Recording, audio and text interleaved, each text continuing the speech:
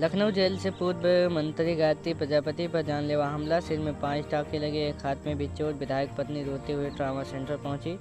UP के पूर्व खनन मंत्री सपा नेता गायत्री प्रसाद प्रजापति पर लखनऊ जेल में जानलेवा हमला हुआ। मंगलवार की शाम जेल अस्पताल में एक बंदी ने उन पर लोहे की पट्टी से हमला कर दिया। इससे गायत्री प्रजापति के सिर और एक हाथ में गंभीर चोट आई है। उनके सिर में 5 टाँके लगे हैं। प्रजापति को किंग जॉर्ज मेडिकल कॉलेज के ट्रामा सेंटर में एडमिट कराया गया। उनकी विधायक पत्नी महाराजी देवी बेटी के साथ रोते हुए ट्रामा सेंटर पहुंची। यहाँ गायत्री प्रजापति ने शातिर अपराधी था जिसने हमला किया। वही सपा प्रमुख अखिलेश यादव ने कहा, कहीं भी कोई भी हो सुरक्षित नहीं है। जेल में पूर्व मंत्री पर हुए हमले की निष्पक्ष न्यायिक जांच हो।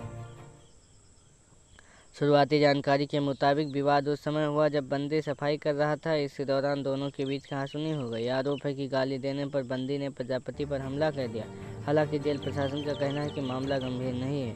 समाजवादी पार्टी ने जेल में पूर्व मंत्री की सुरक्षा को लेकर सवाल उठाए। सपा के राष्ट्रीय प्रवक्ता फखरुल हसन चांद ने अपने एक्स हैंडल पर लिखा, जेल में बंद पूर्व मंत्री गायत्री प्रजापति पर हमले की खबर चिंताजनक है। लखनऊ जेल में आप प्रशासन पूर्व मंत्री को समुचित इलाज उपलब्ध कराए। गायत्री प्रजापति ने बंदी को गालियां दी। जेल के सूत्रों के अनुसार बंदी अपनी सफाई ड्यूटी कर रहा था।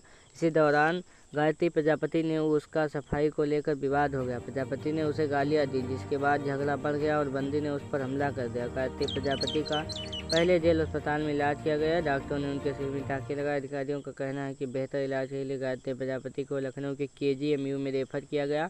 उनकी हालत खतरे से बाहर है और चिंता की कोई बात नहीं है। जेल अस्पताल में भर्ती थे गायत्री प्रजापति। जेल सुपरिटेंडेंट विजय सिंह ने बताया, गायत्री प्रजापति जिला कारागार लखनऊ के जेल अस्पताल में भर्ती थे। अस्पताल में सफाई ड्यूटी पर लगे एक बंदी के साथ उनकी कहासुनी हुई। दोनों एक दूसरे से भिड़ गए, धक्का मुक्की होने लगी। इसी दौरान बंदी ने उन्हें लोहे की पट्टी अलमारी के नीचे का स्लाइड करने वाला हिस्सा मार दी। गायत्री प्रजापति को चोट आई है। शुरुआती जानकारी सामने आई थी कि गायत्री प्रजापति पर बंदी ने कैंची से हमला किया। हालांकि जेल प्रशासन ने इसे खारिज किया। जेल सुपरिटेंडेंट के मुताबिक झगड़े में चोट जरूर लगी है, लेकिन कैंची से हमला करने की बात सही नहीं है।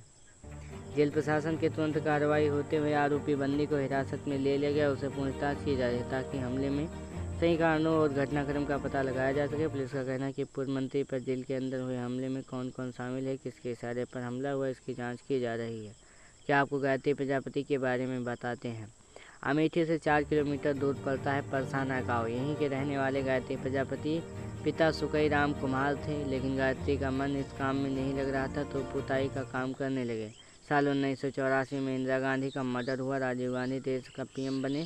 तब तो अमेठी के सांसद उन्होंने अपने क्षेत्र में विकास के लिए कोरबा इलाके में हिंदुस्तान एरोनॉटिक्स लिमिटेड यानी HAL का कारखाना लगवाया। यहीं में पेंटर गायत्री के दिन बदल गए। कारखाने में की बिल्डिंग बनकर तैयार हो चुकी थी। गायत्री को इसकी पुताई का बड़ा ठेका मिल गया था। इससे पैसे तो आ गए, लोग अब भी कहते पेंटर ही थे। सब ठीक चल रहा था, तभी एक कामकाज का जायजा लेने राजीव कारखाने आगे पीछे पुलिस की लंबी लाइन गाड़ियाँ कहते हैं कि उस दिन राजीव के काफिले को देखने के बाद पेंटर गायत्री पर राजनीति का रंग चढ़ गया और पुताई वाला बन गया कैबिनेट मंत्री। साल 2013 CM अखिलेश यादव ने कैबिनेट विस्तार किया। गायत्री की सिंचाई विभाग में राज्य मंत्री का दर्जा मिला।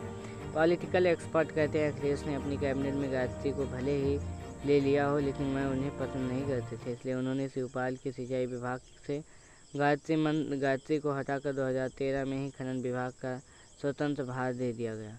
खनन विभाग मिलते ही यूपी के स्कैम किंग बन गए गायत्री के पास अब खनन विभाग था। इस विभाग से सरकार को बोरे भर भर के पैसे मिलते थे। बस यहीं पर गायत्री गच्चा खा गए। बस अब उनके कारनामों को गिनते जाइए।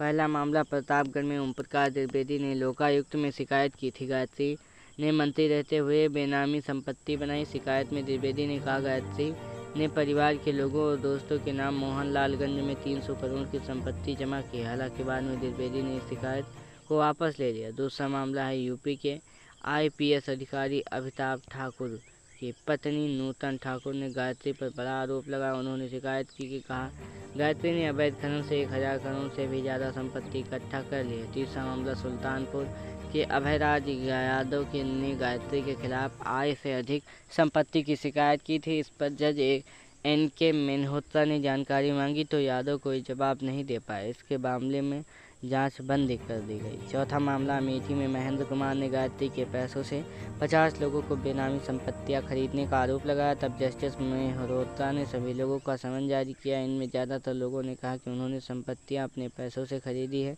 मामले में गायत्री के खिलाफ सबूत नहीं मिले। पांचवा मामला है सोनभद्र के रहने वाले यशवंत सिंह ने गायत्री पर अवैध खनन के मामले की शिकायत की थी। इसमें बताया गया कि मंत्री अवैध खनन करने वालों को संरक्षण दिया है। इससे उन्होंने कई बेनामी संपत्तियां हासिल की हैं। काल बंद कराया साल 2017। 18 फरवरी 2017 दिन शनिवार विधानसभा चुनाव पहला चरण की वोटिंग हो गई थी। अखिलेश प्रचार में जुटे थे, तभी गायत्री और उसके 6 दोस्तों पर चित्रकूट की नाबालिग लड़की ने रेप का शिकायत दर्ज कराई।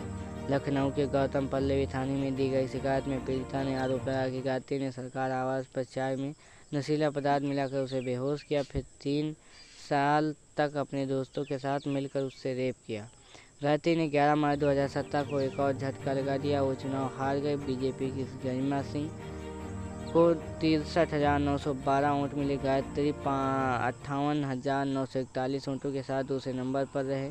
12 नवंबर 2021 को MP MLA कोर्ट ने गायत्री और उसके 2 दोस्तों को उम्र कैद की सजा सुना दी गई।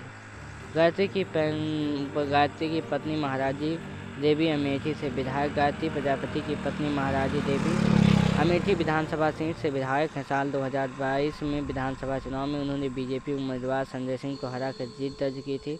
इस सीट साल 2012 में गायत्री प्रजापति ने भी चुनाव जीता था, लेकिन 2017 में उन्हें बीजेपी की प्रत्याशी गरिमा सिंह ने शिकस्त दे दी थी।